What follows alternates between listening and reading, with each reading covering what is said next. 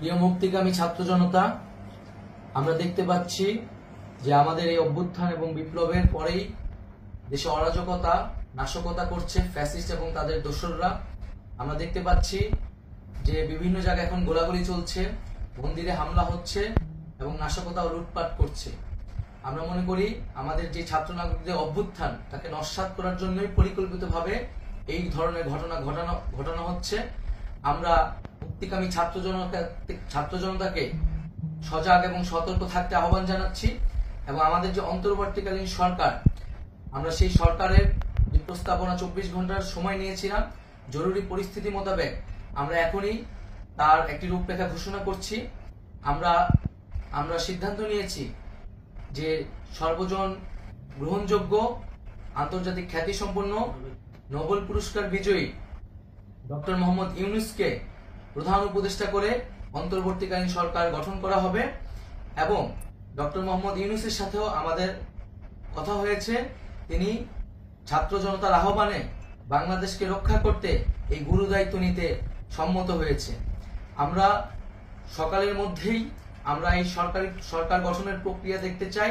রাষ্ট্রপতির কাছে আহ্বান থাকবে যে দ্রুত সময়ের মধ্যে ডক্টর মোহাম্মদ ইউনূসকে প্রধান উপদেষ্টা করে অন্তর্বর্তীকালীন সরকার গঠন করা হোক এবং এই অন্তর্বর্তীকালীন সরকারের বাকি সদস্যদের নামও আমরা সকালের মধ্যে ঘোষণা করব।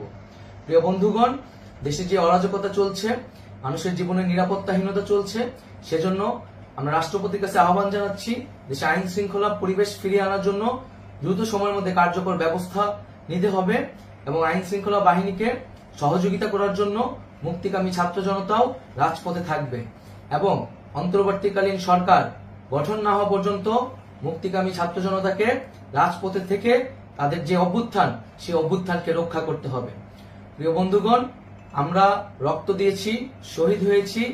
আমাদের যে প্রতিশ্রুতি একটি নতুন বাংলাদেশ গঠন করার জন্য, সেটিকে আমাদের অবশ্যই বাস্তবায়ন করতে হবে এবং অবশ্যই ছাত্র জনতার প্রস্তাবিত সরকার বাদে কোনো ধরনের সরকার কিন্তু মেনে নেওয়া হবে না।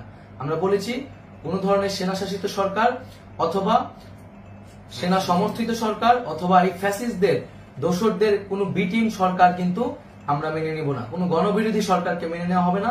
ছাত্র জনতার অভ্যুত্থানকারী যে প্রস্তাবিত সরকার, অন্তর্বর্তীকালীন সরকার, যেটা আমরা সিদ্ধান্ত উপনীত হয়েছি ডক্টর মোহাম্মদ ইউনূসকে প্রধান উপদেষ্টা করে এই সরকার গঠন করা হবে, সেই সরকারকেই বাস্তবায়ন করতে হবে অবিলম্বে।